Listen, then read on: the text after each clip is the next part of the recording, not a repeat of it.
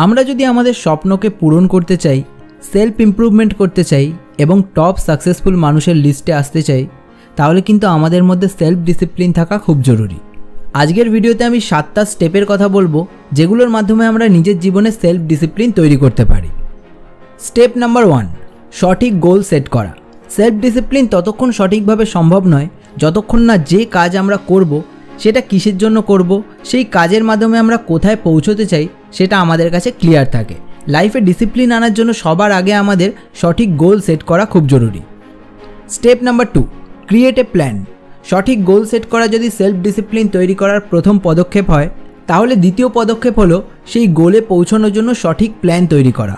সঠিক প্ল্যানিং ছাড়া যে কোনো গোল শুধুমাত্র একটা ইচ্ছেই থেকে যায়। একটা সঠিক লিখিত প্ল্যানিংই পারে আমাদের মধ্যে নিজের গোলকে অ্যাচিভ করার জন্য যে ডিসিপ্লিন দরকার সেটা তৈরি করতে। স্টেপ নাম্বার 3, একটা রুটিন তৈরি করা। গোল সেট করা হলো, সেই গোলে কিভাবে পৌঁছবো তার একটা প্ল্যানিং তৈরি করা হলো। এরপর 3 নম্বর যে কাজটা করতে হবে সেটা হলো প্রতিদিন কিভাবে আমরা কাজ করব তার একটা রুটিন তৈরি করা। আমাদের যদি নিজের কাজ করার একটা রুটিন রেডি না থাকে, তাহলে আমাদের প্রতিদিন ডিসিপ্লিনের সঙ্গে অ্যাকশান নেওয়ার হ্যাবিট তৈরি হবে না। হয়তো একটা রুটিন তৈরি করে সেই হিসাবে চলতে আমাদের একটু বোর লাগতে পারে, কিন্তু এই রুটিনই আমাদের মধ্যে লং টাইমের জন্য ডিসিপ্লিন তৈরি করতে সাহায্য করবে। যাতে আমাদের বোর না লাগে তার জন্য আমরা মাঝে মধ্যে এই রুটিনকে একটু চেঞ্জ করতে পারি, একটু ফ্লেক্সিবল বানাতে পারি। Step number 4, avoid procrastination. Procrastination বা আজকের কাজ কালকের জন্য ফেলে রাখা সেলফ ডিসিপ্লিন তৈরির পথে একটা অনেক বড় বাধা।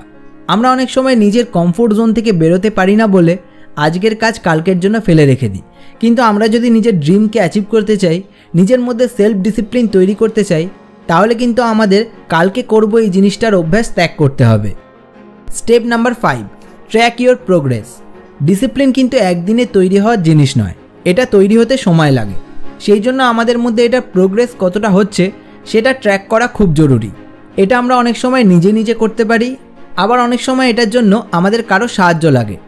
আমরা একটা ছোট খাতা মেনটেন করতে পারি, যেখানে প্রতিদিন আমরা নিজের প্ল্যানিং অনুযায়ী কতটা কাজ করলাম, প্রতিদিন নিজের রুটিন অনুযায়ী কতটা কাজ করলাম সেগুলো নোট করে রাখতে পারি এবং প্রতি মাসের শেষে সেটা চেক করতে পারি যে মাসের শুরুতে আমরা কোন জায়গায় ছিলাম আর মাসের শেষে আমরা কোন জায়গায় দাঁড়িয়ে আছি। আমরা যদি নিজে এটা না করতে পারি, এই ব্যাপারে আমরা নিজের ফ্যামিলির কারোর হেল্প নিতে পারি। স্টেপ নাম্বার 6, ফেলিওর থেকে শিক্ষা নেওয়া। হতে পারে প্রথম মাসে আমাদের মধ্যে সেরকম কিছু পরিবর্তন আসলো না, আমরা প্রপারলি সব কিছু রুটিন অনুযায়ী করতে পারলাম না। এই সময় দাঁড়িয়ে কিন্তু আমাদের হাল ছেড়ে দিলে চলবে না। এই সময় কিন্তু আমাদের ধৈর্য ধরতে হবে। ধৈর্য ধরে শান্তভাবে বসে অ্যানালাইজ করতে হবে যে আমরা কি ভুল করেছি। সেই ভুলগুলোর থেকে শিক্ষা নিয়ে আমাদের সামনের দিকে এগিয়ে যেতে হবে এবং খেয়াল রাখতে হবে যাতে সেই ভুলগুলো আমরা আবার না করি। এবং স্টেপ নাম্বার 7, রিওয়ার্ড ইয়োরসেলফ। আমরা যেমন প্রোগ্রেস না করতে পারলে সেটা থেকে আমাদের শিক্ষা নিতে হবে, সেরকমই কিন্তু মাসের শেষে যদি আমরা দেখি প্রোগ্রেস হয়েছে, তাহলে আমাদের নিজেকে পুরস্কৃত করতে হবে। কারণ আমাদের মন যদি দেখে যে লং টাইম হার্ডওয়ার্ক করে ডিসিপ্লিন মেনটেন করার পরে সে কিছু রিওয়ার্ড পাচ্ছে, তাহলে কিন্তু পরের বারে সে আরও বেশি হার্ডওয়ার্ক করবে এবং সহজে বোর হয়ে যাবে না। এই ছিল নিজের মধ্যে সেলফ ডিসিপ্লিন তৈরি করার 7টা স্টেপ, যা আমাদের নিজের ড্রিমকে অ্যাচিভ করতে সাহায্য করবে।